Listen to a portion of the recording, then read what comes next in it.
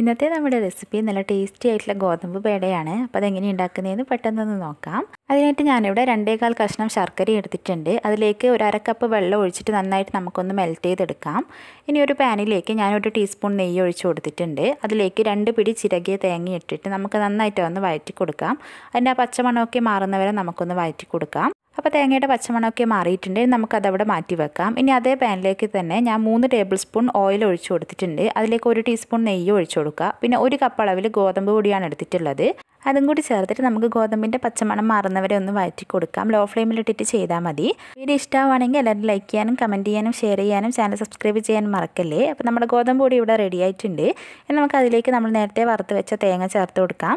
തേങ്ങ ചേർത്തിട്ട് നന്നായിട്ടൊന്ന് മിക്സ് ചെയ്യുക. അപ്പോൾ മിക്സ് ആക്കിയതിന് ശേഷം നമ്മൾ നേരത്തെ ഉരുക്കി വെച്ച നമ്മുടെ ശർക്കര പാനി ഇതുപോലെ ഒന്ന് ഒഴിച്ചു കൊടുക്കാം. അപ്പോൾ അരിപ്പയിലൂട്ട വേണം നമ്മൾ ഒഴിച്ചു കൊടുക്കാൻ വേണ്ടിയിട്ട്. അതിൽ കല്ലൊക്കെ ഉണ്ടൊക്കെ ഒന്ന് പോകാൻ വേണ്ടിയിട്ടാണ്.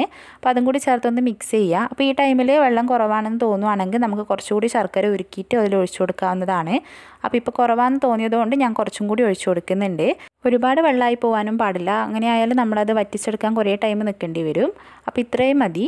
ഇനി നമുക്കതിലേക്ക് ഒരു നുള്ളു ഉപ്പ് ചേർത്ത് കൊടുക്കാം. ആ മധുരം ഒന്ന് ബാലൻസ് ചെയ്യാൻ വേണ്ടിയിട്ടാണ്. ഇനി അതിലേക്ക് 2 ടീസ്പൂൺ അളവിൽ ഏലക്ക പൊടിച്ചതും കൂടി ഞാൻ ചേർത്ത് കൊടുത്തിട്ടുണ്ട്. അപ്പോൾ അതും കൂടി ചേർത്തിട്ട് നന്നായിട്ടൊന്ന് മിക്സ് ചെയ്യാം. അപ്പോൾ ഗോതമ്പ് ഇതുപോലെ പാനിൽ നിന്ന് വിട്ട് വരുന്ന പരുവാകുമ്പോൾ നമുക്ക് ഫ്ലെയിം ഓഫ് ചെയ്യാവുന്നതാണ്. കുറച്ച് ചൂടാറിയതിന് ശേഷം നമുക്കിതുപോലെ കയ്യിൽ വെച്ച് ഉരുട്ടി ഷേപ്പ് ചെയ്തെടുക്കാവുന്നതേ ഉള്ളൂ. അപ്പോൾ ഇത്രയേ ഉള്ളൂ. നമ്മുടെ സൂപ്പർ ടേസ്റ്റി ആയിട്ടുള്ള ഗോതമ്പ് പേട ഇവിടെ റെഡി ആയിട്ടുണ്ട്. അപ്പോൾ ഞാൻ സ്പൂണിൻ്റെ ബാക്ക് വെച്ചിട്ടൊന്ന് ഡിസൈൻ ചെയ്ത് കൊടുക്കുന്നുണ്ട്. അത് വേണമെന്നുണ്ടെങ്കിൽ ചെയ്താൽ മതി, അല്ലെങ്കിൽ കുഴപ്പമൊന്നുമില്ല. നല്ല ടേസ്റ്റി ആയിട്ടുള്ളൊരു പേടയാണ്. അപ്പോൾ എല്ലാവരും ട്രൈ ചെയ്യാനായിട്ട് മറക്കാതെ ഫീഡ്ബാക്ക് അറിയിക്കുക. അപ്പോൾ പുതിയ റെസിപ്പി ആയിട്ട് നമുക്ക് അടുത്ത വീഡിയോയിൽ കാണാം. താങ്ക്